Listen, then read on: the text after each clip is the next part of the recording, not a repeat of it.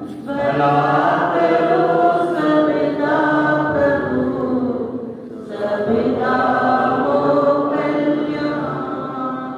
सुनो, वैसे तो मैं सर्वव्यापक हूं, कण कण में हूं, लेकिन जिन स्थानों पर आप बोल रहे हो, मैं इनमें से एक भी स्थान पर अपनी समझ शक्तियों के साथ विराजमान नहीं रहता हूं। ना बसामि बैकुंठे, भागवत के स्कंद 3 में आता है, ना बसामि बैकुंठे योगी हृदय नंचा मदभक्ता यत्र गायन्ति तत्र तिष्ठामि नारदा। हे नारद जी, ना मैं किसी क्षीर सागर में अपनी समझ शक्तियों के साथ रहता हूं, ना किसी बैकुंठ में अपनी समझ शक्तियों के साथ रहता हूं, और यहां तक कि किसी योगी के हृदय में भी मैं अपनी समझ शक्तियों के साथ नहीं रहता हूं। तो फिर प्रभु कहां रहते हो? मद भक्ता यत्र गायन्ति तत्र तिष्ठामि नारदा। नारद जी, जहां मेरे भगत मुझे तत्व रूप में जान रहे हैं, इस तत्व को देख करके जान करके जहां पर मेरा गुणगान कर रहे हैं, उस सभा में मैं अपनी समस्त शक्तियों के साथ विराजमान रहता हूं। और कौन सा तत्व? रोज हमारे घरों में जब भी पूजा होती है, संध्या होती है,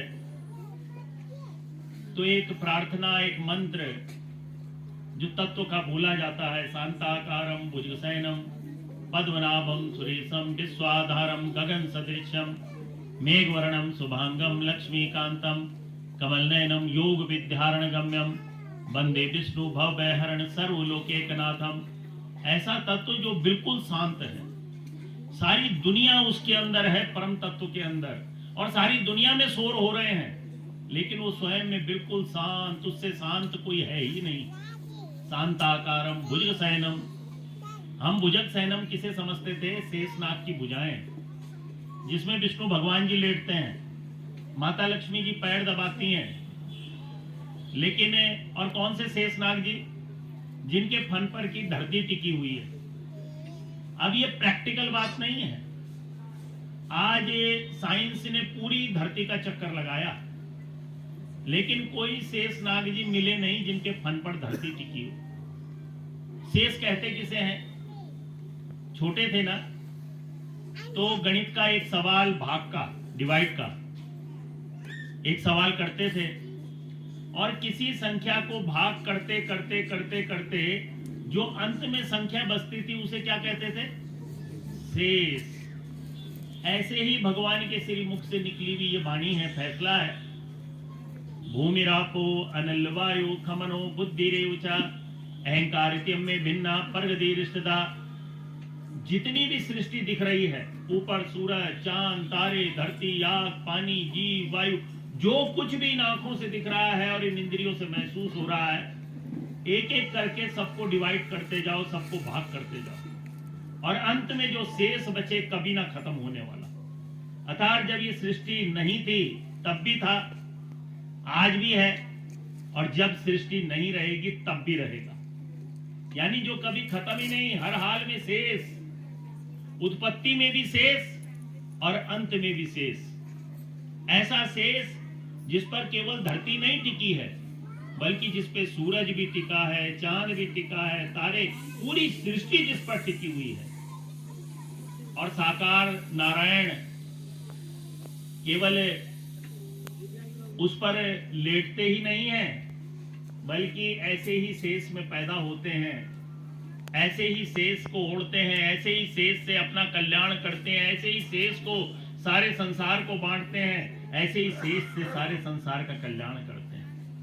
वो परम तत्व परमेश्वर जब जब साकार अवतार लेता है, वो सबकी सैया है, सबकी सैया है। भुजगशयनम पद्मनाभम, जो अचल है, सुरेशम, सारे देवी देवताओं का जो निवास स्थान है, विश्वाधारम, पूरे विश्व का, पूरी सृष्टि का जो आधार है, विश्वाधारम गगन सदृश्यम, दिखने में गगन के समान है, पर गगन नहीं है भाई, उसने गगन को भी वस्त्र रूप में धारण कर लिया है। गगन सदृश्यम मेघवर्णम शुभांगम लक्ष्मीकांतम। जहां तक हमारी नजर जा रही है सब लक्ष्मी है, माया। गौ गौचय जहां लग मन जाई, वो सब माया जानू भाई। ऐसा था।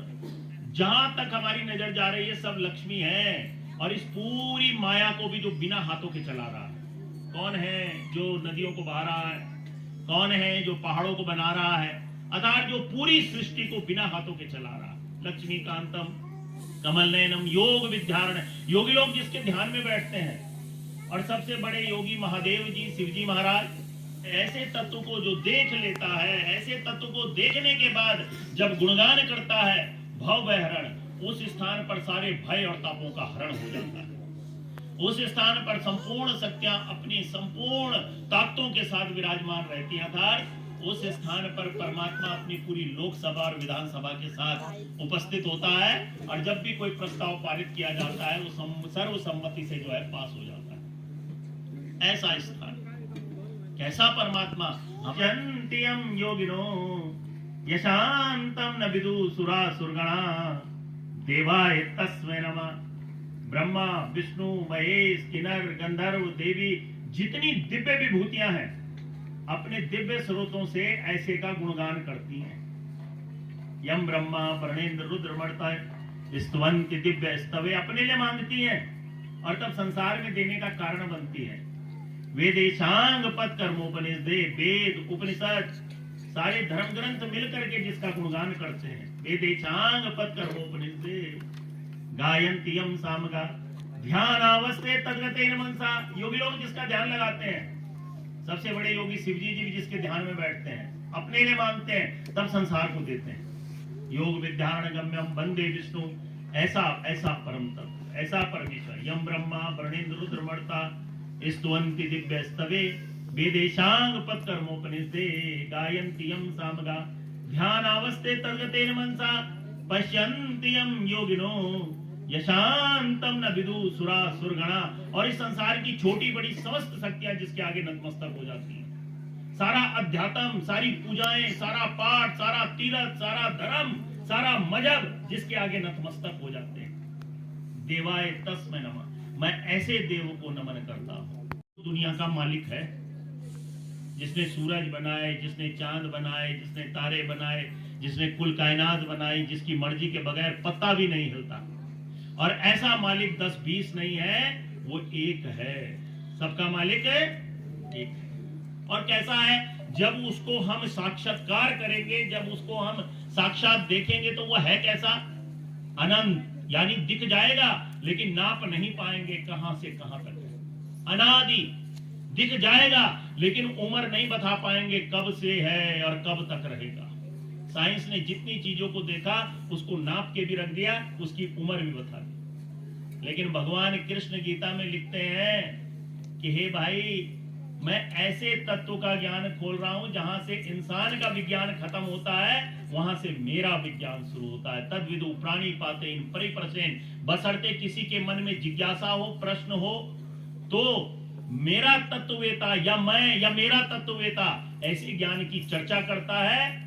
और किसी की भी अगर इच्छा होती है और हाथ जोड़ के बोलता है मैं भी ऐसे तत्व से नाता जोड़ना चाहता हूं, यही मनुष्य जन्म का लक्ष्य है।